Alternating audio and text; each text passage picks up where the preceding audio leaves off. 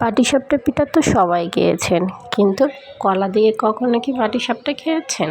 যদি না খেয়ে থাকেন তাহলে আজকের এই রেসিপি চলুন তাহলে শুরু করি। ভিডিওটি দেখতে শেষ পর্যন্ত থাকুন। এখানে নিয়েছি 1/4 কাপ ময়দা এবং 1 কাপের মতো শুকনো চালের গুঁড়ো।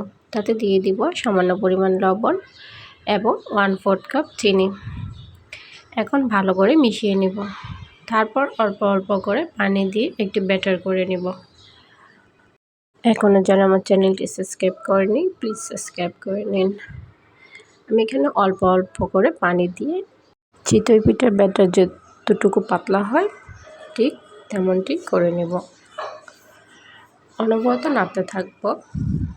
এটা অনেকক্ষণ সময় ধরে একটু নাড়তে হবে, তাহলে মিশ্রণটা অনেক সফট হবে। আমার ব্যাটারটা রেডি। এদিকে পুরের জন্য বানিয়ে নিব। আমি এখানে 2টি কলা নিয়েছি।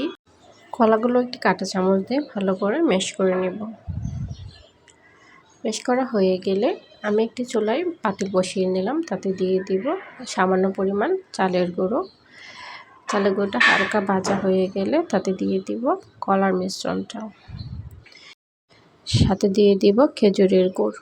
আমি খেজুরের গুড়টা ভালো করে এখন দিয়ে দিব দুধটা দিয়ে ভালো করে নাড়াচাড়া করে একটু পুর বানিয়ে নেব।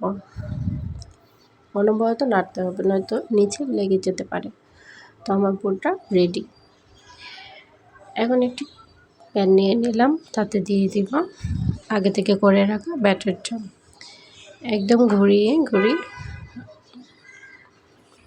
এখন একটি ঢাকনা দিয়ে দিব 2 মিনিটের জন্য।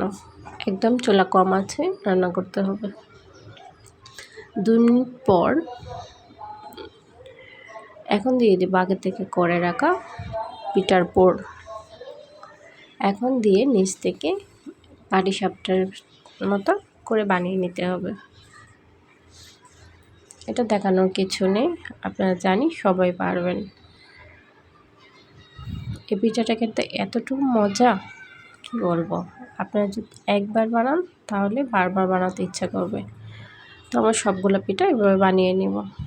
তো রেসিপিটি কেমন হয়েছে অবশ্যই কমেন্ট করে জানাবেন, এবং এতক্ষণ আমার ভিডিও দেখার জন্য সবাইকে অসংখ্য ধন্যবাদ। আল্লাহ হাফেজ।